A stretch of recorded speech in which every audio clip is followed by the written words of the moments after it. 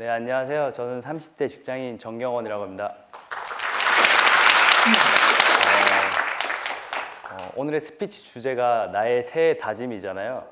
그래서 저는 내년에 꼭 꾸준히 했으면 하는 한 가지가 무엇인지 고민을 해보다가 좀 쉽게 떠올릴 수 있는 한 문장으로 생각해 봤거든요. 그게 이제 더 많이 메모하고 더 많이 글을 쓰자입니다. 그러니까 세부적인 계획들은 이런 다짐 속에서 아마 좀 더 세워질 거라고 생각을 하고요. 그리고 제가 왜 이런 계획을 세우게 됐는지 말씀드리겠습니다. 여러분 혹시 TMI가 무슨 뜻인지 아시나요? 네, TMI는 Too Much Information을 뜻합니다. 너무 많은 정보를 전달하는 사람을 지칭하는데요. 사실 저는 제가 알고 있는 정보를 주변 친구들한테 전달해 주는 걸 되게 좋아하는 편입니다.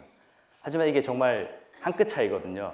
제대로 핵심을 잘 전달하지 못하면 가끔 친구들로부터 이렇게 넌 너무 TMI야 라는 핀잔을 듣기도 합니다.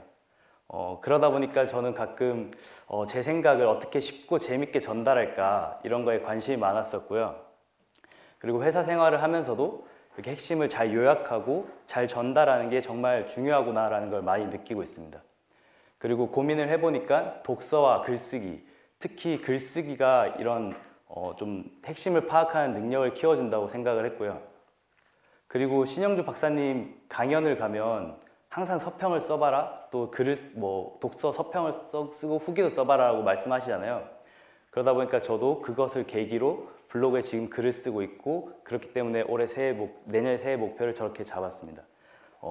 그러면 제가 지난 몇 년 동안 블로그에 썼던 글 중에 강연 후기의 변화 과정을 간단하게 보여드릴게요. 사실 저는 2016년 1월 달에 신 박사님 처음 알게 됐는데요. 이때 서점 투어 때 가서 박사님을 처음 뵙고, 그리고 졸업 선물 어떻게 읽을 것인가를 요약해서 글을 처음 썼었습니다. 그래서 블로그를 처음 시작했었고, 이때는 사실 처음 글을 쓰다 보니까 단순 요약에 가까웠습니다. 그래서 이걸 신 박사님한테 피드백을 부탁드렸고, 이게 제 생각을 좀 더 더하고 또 스토리를 더해서 글을 써봐라 라는 피드백을 해주셨습니다. 그게 제가 계속 글을 쓸 때 뒤에서 의식되는 그런 피드백이었고요. 그리고 이 글은 지금도 조회수가 약 200 정도가 됩니다. 그러니까 거의 되게 3년이 지났는데 거의 많이 안 읽혔다고 볼 수가 있습니다. 두 번째는 그해 대학원 강연에 가서 이렇게 또 강연 후기를 썼던 건데요. 이때 강연 내용은 레포트와 논문의 차이는 무엇인지, 그리고 이 시대의 진정한 교양은 무엇인지, 이런 내용들이었습니다. 그래서 갔다 와서 노트 필기를 열심히 보면서 이렇게 글을 썼었고요. 단순히 조금 글은 길어졌지만 아직 단순 요약에 가까웠습니다. 그래도 조금 더 길어져서 조회수가 조금 더 높아지게 됐고요. 그리고 그 다음으로는 2017년 1월 달에 완벽한 공부법 출간 기념으로 서점 투어에 또 갔던 겁니다. 이때는 제가 글을 쓰면서 제목을 1년 만에 다시 만난 신영주 박사님 이렇게 썼었거든요. 그러다 보니까 이때는 조금씩 제 스토리와 생각이 더해지고 있다는 느낌이 들었었고요.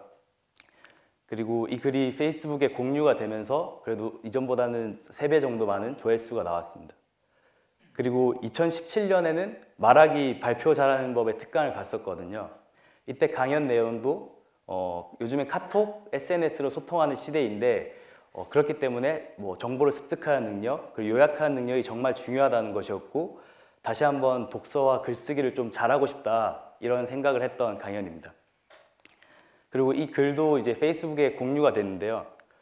그러다 보니까 지금은 한 6,000명 정도가 이 글을 읽었습니다. 그리고 다섯 번째로는 제가 2017년, 그러니까 작년 12월 달에 새해 특강에 갔었을 때 또 갔다 와서 강연 후기를 썼던 겁니다. 이때 강연 내용이 일취월장의 5가지 사고법에 관한 것이었거든요. 그래서 갔다 온 후에 일취월장을 재독하면서 그리고 그 5가지 사고법에 대해서 제 생각과 에피소드를 더해서 글을 썼었고요. 하지만 이 글을 쓰면서 사실 도중에 포기할까? 그만 쓸까? 좀 대충 쓸까? 이런 생각을 되게 많이 했습니다. 왜냐하면 그 전에는 상대적으로 제가 학생이었기 때문에 좀 글을 편하게 쓸 수 있었던 반면에, 이때는 취업한 직후라서 퇴근하고 글을 쓰니까 너무 지치고 힘들었거든요. 그래도 끝까지 참고 오기를 가지고 지하철에서도 글을 쓰고 집에 가서 책을 펼쳐놓고 다시 수정하는 작업을 반복했습니다. 이 글 한 편 쓰는데 거의 일주일이 걸린 것 같아요. 다 쓰고 나니까 조금은 후련한 마음도 들고 제 임계점이 넘어간 듯한 느낌이 들었습니다. 그래서 이 글을 또 박사님께 피드백을 부탁드렸고 이 글은 지금 74,000명이 넘는 사람들이 이 글을 읽게 됐고요. 그래서 제가 이 경험을 토대로 생각해 봤을 때 뭔가 하기 싫고 포기하고 싶은 순간에도 끝까지 잘 일을 맞춰 놓는 게 정말 중요하구나, 그것을 깨달은 경험이었습니다. 그런데 또 시련은 찾아오더라고요. 그러니까 제가 이제 취업한 이후에 계속 이제 퇴근하고 글을 쓰다 보니까 점점 가끔 야근을 하거나 몸이 지칠 때면 점점 글쓰기도 안 하게 되고, 특히 그러다 보니까 네거티브 피드백에 걸려서 독서도 안 하게 되더라고요. 그래서 어떻게 하면 좀 더 내년에 꾸준히 글을 쓸까 이번에 새해 다짐을 생각하면서 고민을 해봤는데요.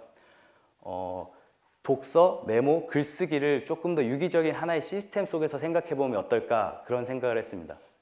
쉽게 설명하면 이제 어제는 책을 3시간 읽었었고 오늘은 그 책 내용을 요약 정리하고 내일은 그 내용으로 글을 쓴다. 그러니까 너무 뭐 한 번에 많은 내용을 잘 쓰려고 하는 게 아니라 이렇게 하루에 하나씩만 집중해서, 그리고 그때 주어진 시간에만 충실해서 글을 쓰자라는 생각을 하게 됐고요. 그리고 이렇게 목표를 정하고 나니까 이렇게 독서, 메모, 글쓰기에 대해서 이렇게 하나의 프로세스로 생각하고 나니까 제가 넘어야 할 3가지 임계점이 떠오르더라고요. 첫 번째 임계점은 재독하기입니다. 거의 읽었던 책을 다시 잘 안 읽잖아요. 저도 정말 안 읽었었는데 그 일취월장 후기를 쓰면서 책을 다시 들춰보는 그 경험이 상당히 많은 도움이 됐었습니다. 그리고 두 번째는 마인드맵, 챕터 요약, 한 줄 평 등 능동적인 메모를 하는 것입니다. 그러니까 저는 지금은 거의 뺏겨쓰기식 메모를 하고 있거든요. 근데 이렇게 능동적인 메모는 조금 더 적극성이 필요한 것 같습니다. 그리고 세 번째 임계점은 제 스토리, 제 생각을 더해서 꼭 글을 쓰자는 것입니다. 이게 단순 요약만 해서는 또 이렇게 기억이 오래 가지 않더라고요. 그리고 이렇게 이 앞에 제가 소개해드렸던 경험을 통해서 사실 깨달은 게 2가지가 있거든요. 그것을 말씀드리면서 발표를 마치겠습니다. 첫 번째는 완벽한 순간은 없다는 것입니다. 제가 가진 상황 속에서, 또 제가 가진 능력 속에서, 그 속에서 조금이라도 한 번쯤 이렇게 결과를 내보는 것, 그게 되게 중요하다고 생각을 했고요. 그리고 두 번째는 고통과 성장통을 구분하는 것입니다. 제가 통제할 수 없는 것을 집착하고 있으면 그건 고통이지만, 제가 통제할 수 있고 그리고 넘을 수 있을 거라는 어렴풋한 느낌은 드는데 지금 제 능력이 부족해서 조금 힘이 든다면 그건 성장통이라는 생각이 들었습니다. 네, 그래서 이렇게 고통과 성장통을 잘 구분하고 무엇이든 열심히 해간다면 한 뼘 더 성장하는 2019년이 될 것 같습니다. 네, 이것으로 발표를 마치겠습니다. 감사합니다.